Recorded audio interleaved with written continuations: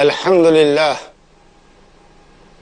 الحمد لله رب العالمين الذي رفع من شأن العلماء فقال في كتابه المبين قل هل يستوي الذين يعلمون والذين لا يعلمون إنما يتذكر أولو الألباب وأشهد أن لا إله إلا الله وحده لا شريك له شهادة الحق واليقين وأشهد أن محمدا عبده ورسوله الصادق الأمين صلى الله عليه وعلى آله وصحابته أجمعين والتابعين لهم بإحسان إلى يوم الدين أما بعد فإن خير الحديث كتاب الله وخير الهدي هدي محمد وشر الأمور محدثاتها وكل محدثة بدعة وكل بدعة ضلالة وكل ضلالة في النار أعوذ بالله من الشيطان الرجيم قل هل يستوي الذين يعلمون والذين لا يعلمون إنما يتذكر أولو الألباب سورة الزمر آية نمبر 9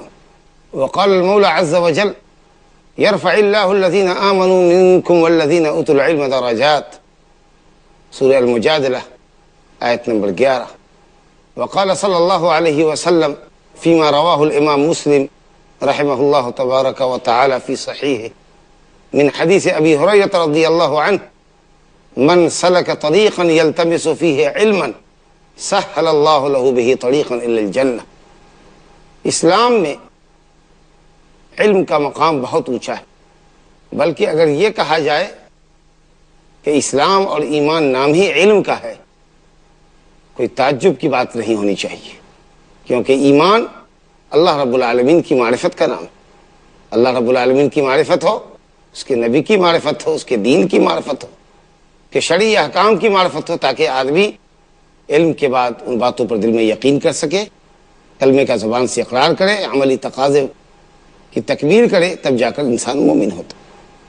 تو کلمے کے معنی مفہوم کو سمجھنے اور تقاضوں کی ادائیگی کے لیے ضروری ہے کہ انسان کے پاس علم، لہذا ایمان اسلام نام ہی علم کا ہے۔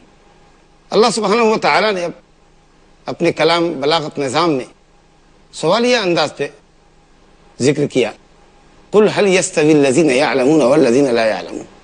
نبی صلی اللہ علیہ وسلم سے خطاب ہے، کہیے کہ کیا وہ لوگ جو علم والے ہیں اور وہ لوگ جو علم سے بے بہرہ ہیں، کیا یہ دونوں برابر ہو سکتے ہیں؟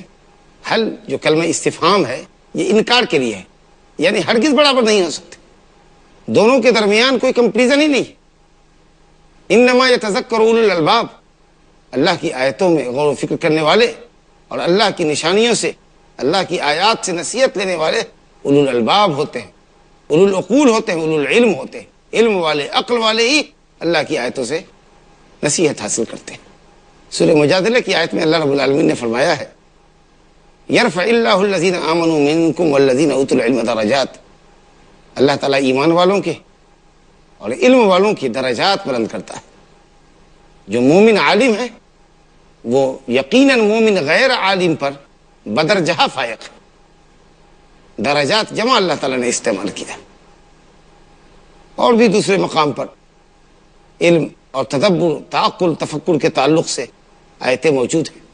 ہم سبھی جانتے ہیں کہ اللہ رب العالمین نے حضرت آدم علیہ السلام کو، جو پہلے بشر ہیں، فرشتوں پر اللہ رب العالمین نے علم کی بنیاد پر انہیں فوقیت اور فضیلت بخشی، اور فرشتوں کو سجدہ تعظیمی و تکریمی بجا لانے کا حکم فرمایا۔ حدیثوں کے اندر بہت بکثرت حدیث ہے علم اور علماء کی فضیلت کے تعلق سے آئی ہے۔ امام ابن عبد البر نے رحمہ اللہ نے فضل العلم والعلماء پر ایک کتاب ہی مرتب کی ہے، اور بھی دوسرے علماء نے کتابیں لکھی۔ فضیلت علم کے تعلق سے چند حدیثیں پیش کرنے کی سعادت حاصل کرتا ہوں۔ نبی کریم صلی اللہ علیہ وسلم نے فرمایا کہ علم والے کے لیے یستغفر لأہل العلم من فی السماوات والارض حتی الحیتان فی الماء۔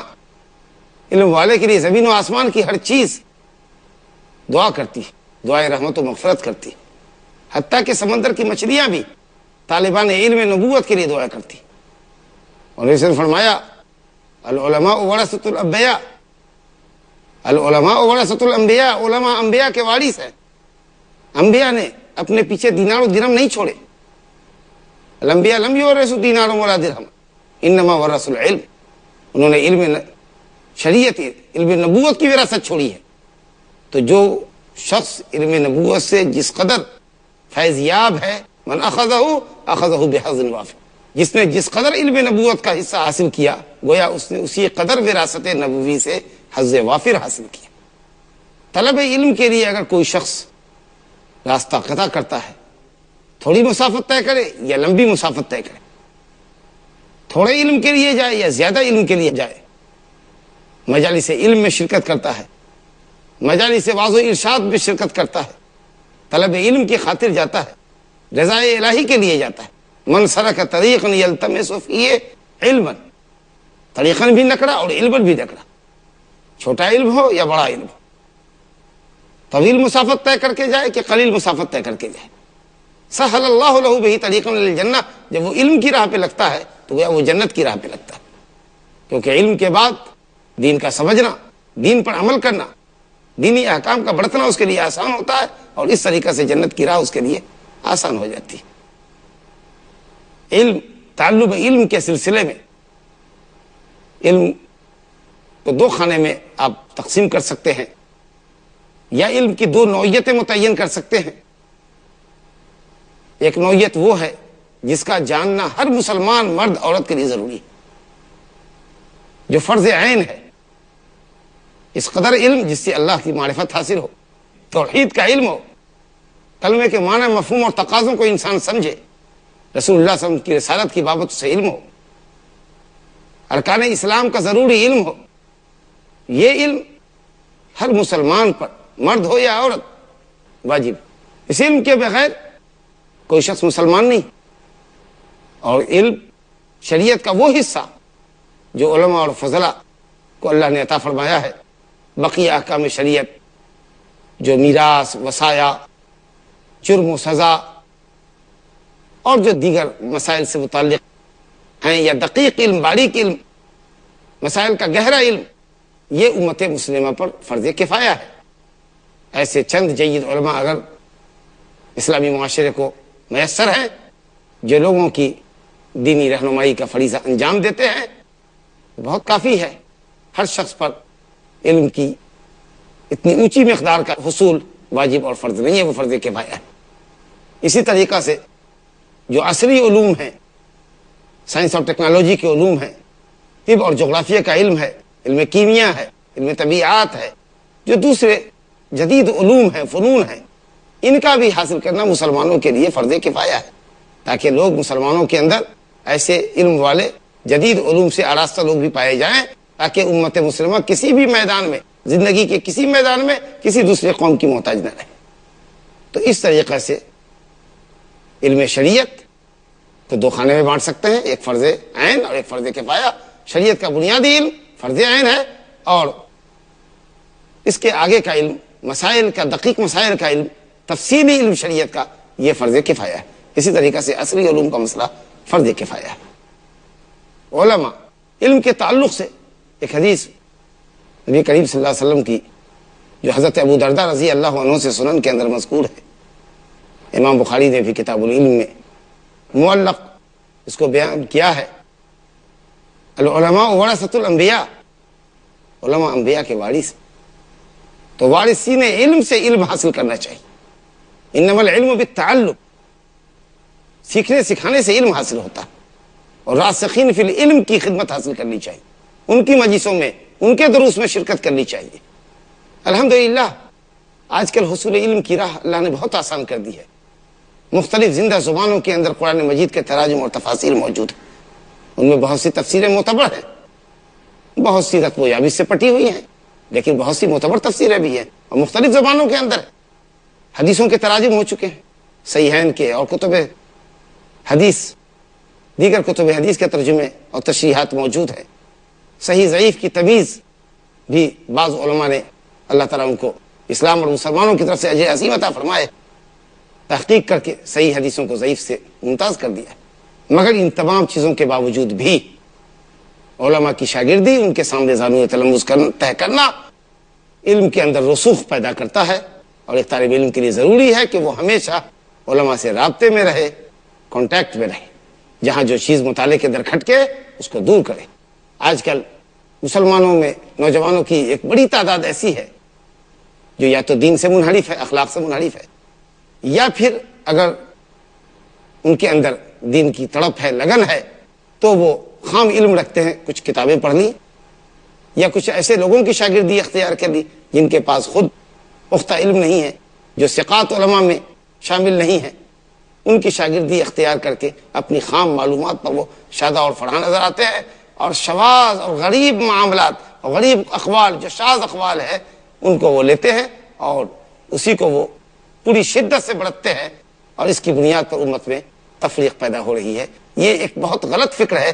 ضرور کتب بینی کریں، مطالعہ کریں، اور علماء سے استشارہ کریں، مشورہ لیں، ان کے دروس میں شرکت کریں، اور پھر انہی سے مطالعے کی سمت میں بھی رہنمائی حاصل کریں، اور اگر کہیں کوئی چیز کھٹکتی ہے تو پھر علماء سے رابطہ کر کے مسائل کا حل نکالیں۔ اس طریقہ سے علماء کی صحبت اور کتابوں کا مطالعہ انشاءاللہ آپ کے اندر علم اور معرفت کی اچھی صلاحیت پیدا کرنے کا ذریعہ بنے گا۔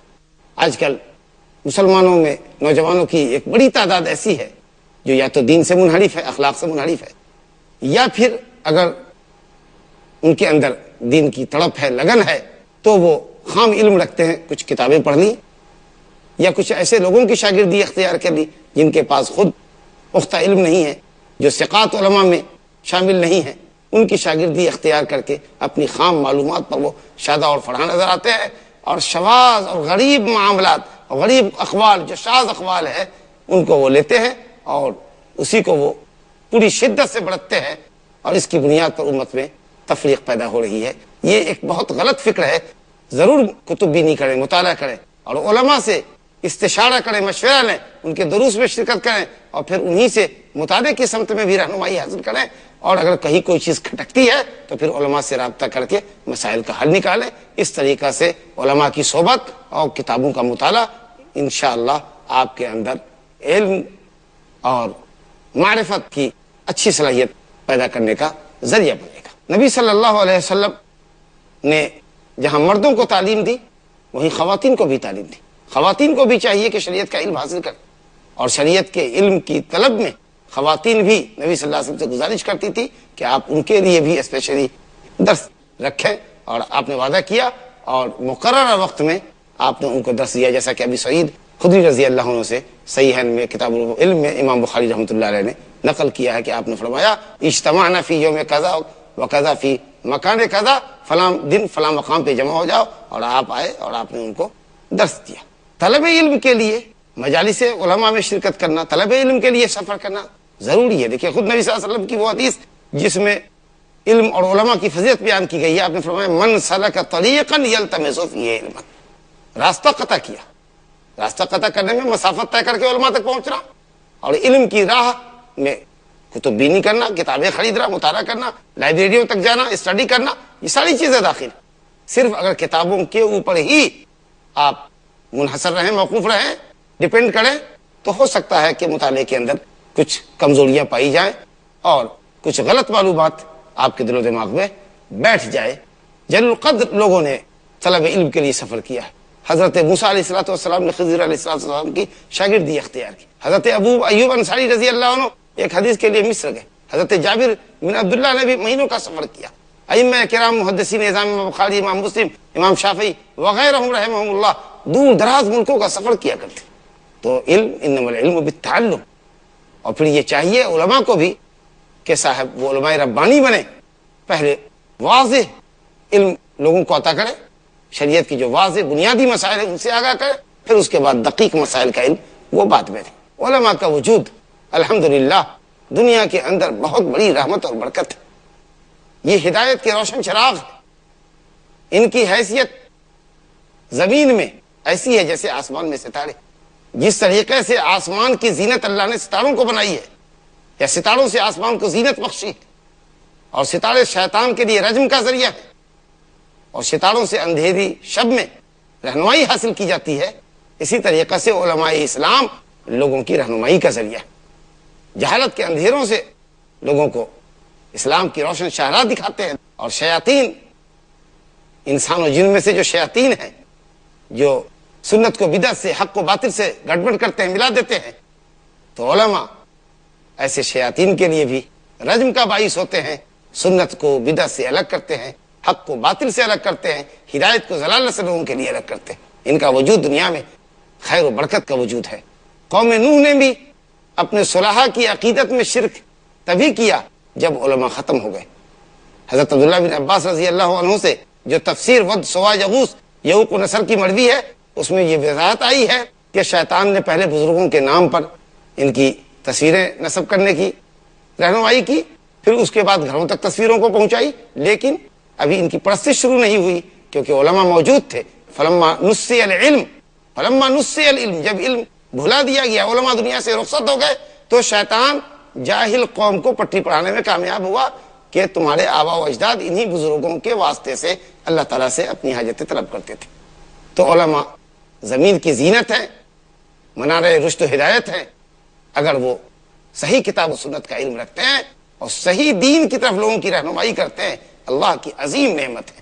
ورنہ دعات باطل بھی بہت ہیں، دعات علی ابواب جہنم، جو جہنم کے دروازوں پر کھڑے ہو کر لوگوں کو شرک و بدعات کی طرف بلاتے ہیں، ایسے بھی بہت سے لوگ ہیں۔ تو آپ جب علماء کی مجلس اختیار کریں گے، کتابوں کا مطالعہ کریں گے، کتاب و سنت کا مطالعہ کریں گے، تفسیر کا حدیثوں کا جب مطالعہ کریں گے، اور راسخین فی العلم علماء سے جب آپ کا کانٹیکٹ ہوگا، آپ کا رابطہ بنے گا، تب انشاءاللہ تعالی آپ کے سامنے ہدایت کی راہیں ضلالت سے واضح ہو جائیں گی۔ علم کے طلب کے لیے ہم کو ہر ممکن کوشش کرنی چاہیے، اپنی قیمتی اوقات کو صرف کرنا چاہیے۔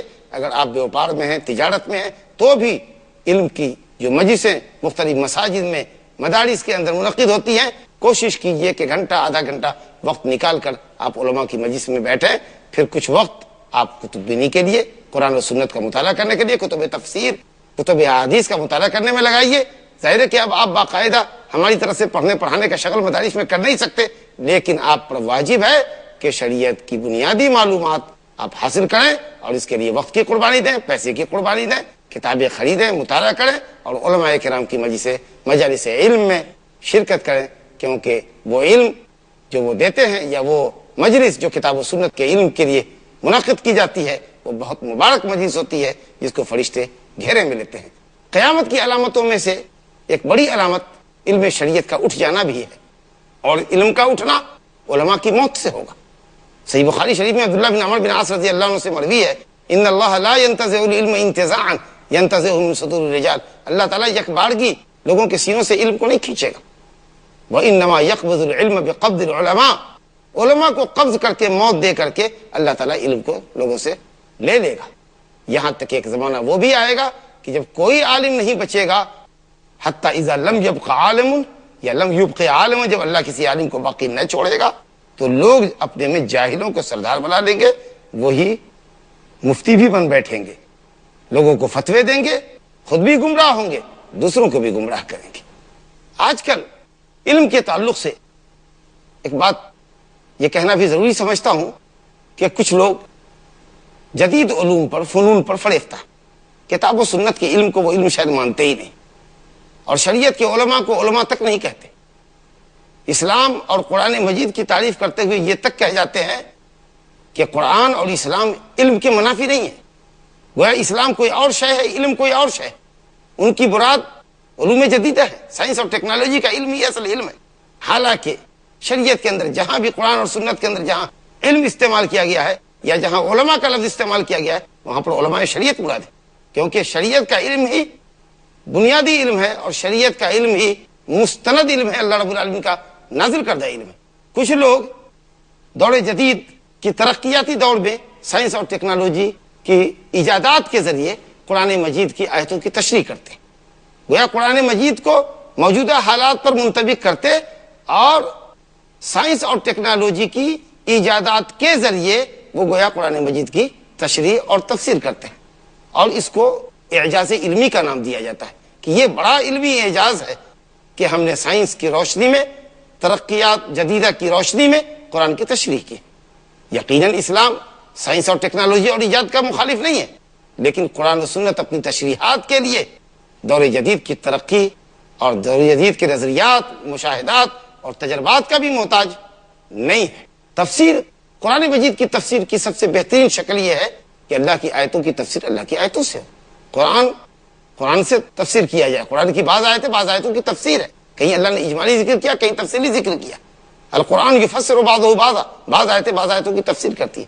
پھر نبی کریم صلی اللہ علیہ وسلم کی سنتوں کی طرف رجوع کیا جائے قرآن کی آیتوں کو سمجھنے کے لیے. پھر صحابہ کرام کے اقوال کی طرف رجوع کیا جائے. اور اکثر اہل علم نے یہ کہا کہ اگر صحابہ سے بھی اقوال منقول نہ ہو تو تابعین کے قول کی طرف بھی رجوع کیا جائے, کیونکہ وہ صحابہ کرام کے شاگرد ہیں, ان صحابہ کرام کے جنہوں نے نزول قرآن کا زمانہ دیکھا ہے. اور پھر اگر وہاں بھی مسئلے کا حل نہ ہو تو عربی زبان لغت کی طرف رجوع کیا جائے کہ اس لفظ کا کیا معنی ہے. اس طریقے سے قرآن مجید کی تفسیر ہونی چاہیے. رائے سے قرآن کی تفسیر نہیں ہونی چاہیے, یا سائنس اور ٹیکنالوجی کی ایجادات کو زبردستی منطبق قرآنی آیات پر کرنا, میں سمجھتا ہوں کہ یہ چیز غلط ہے. اور تفسیر بھی رائے ہے, اپنی رائے سے قرآن مجید کی تفسیر نہیں کرنی چاہیے. اسلام کے اندر علم اور علماء کے تعلق سے اور بھی بہت سی باتیں ہیں. علم کی حیثیت بارش کی ہے. جس طرح بارش مردہ زمین پہ گرتی ہے تو پودے لہلہا جاتے ہیں, زمین میں زندگی آتی ہے. اور اگر پاکیزہ زمین ہو جس پہ رویدگی اور بالدگی کی صلاحیت ہو تو اسی طریقے سے پودا نکل جاتا ہے. کچھ زمینیں شور ہوتی ہے جہاں پودا نہیں نکلتا, تو اسی طریقہ سے علم اور ہدایت کی مثال اللہ کے نبی نے فرمایا کہ وہ بارش کے پانی کی طرح ہے یا اس سے بھی زیادہ نفع بخش ہے. اسی طریقے سے نبی صلی اللہ علیہ وسلم نے ایک خواب دیکھا کہ آپ کے سامنے پیالہ لایا گیا دودھ کا, آپ نے پیا اور باقی پیالہ حضرت عمر فاروق کو دیا. تو پوچھا گیا کہ اس کی کیا تعبیر ہے؟ آپ نے کہا علم شریعت. جس طرح دودھ نفع بخش ہے اسی طریقے سے علم شریعت. صرف باتوں کو سمجھانے کے لیے دودھ سے مثال دی گئی ہے, ورنہ علم شریعت کے جو فوائد ہیں اس کا کیا جوڑ توڑ ہے اور کیا مقابلہ ہے دودھ سے یا بارش کے پانی سے. لیکن بات کو ایک حصی مثال سے واضح کیا گیا ہے کہ جس طریقے سے بارش سے مردہ زمین زندہ ہوتی ہے, علم شریعت سے انسان کے دلوں کے اندر زندگی آتی ہے, اس کے دماغ کے اندر جلا آتی ہے, صحیح اسلام کی صحیح شریعت کی معرفت ہوتی ہے, اور اس طریقے سے وہ اللہ رب العالمین کی بندگی علی احسن وجہ کرنے پر قادر ہوتا ہے. اللہ رب العالمین ہمیں اور آپ کو علم نافع عطا فرمائے, کتاب و سنت کا صحیح علم عطا فرمائے, اور یہ ہمارے علم کو نفع بخش بنائے. کیونکہ علم کا ثمرہ عمل ہے. نفع بخش علم ہو, کتاب و سنت کا علم ہو اور علم کی روشنی میں عمل ہو. کچھ لوگ بغیر علم کے عمل کرتے, اب کچھ لوگ علم کے باوجود عمل نہیں کرتے. یہ ضروری ہے کہ ہر قول و فعل سے پہلے علم. امام بخاری نے باب باندھا ہے, باب العلم قبل القول والعمل. کلمہ پڑھنے سے پہلے, دین کے تقاضوں کی تکمیل سے پہلے شریعت کا علم ضروری ہے, اور جب علم ہو جائے تو علم کا ثمرہ عمل ہے. اللہ رب العالمین سے ہم دعا کرتے ہیں کہ وہ ہمیں علم نافع عطا فرمائے. اللہم انی اسألک علما نافعا وعملا صالحا ورزقا واسعا وشفاء من كل داء. اللهم انفعنا بما علمتنا وعلمنا ما ينفعنا وزدنا علما انك تعالى سميع مجيب. وصلى اللهم وسلم وبارك على عبدك ورسولك نبينا محمد وعلى آله وصحبه أجمعين.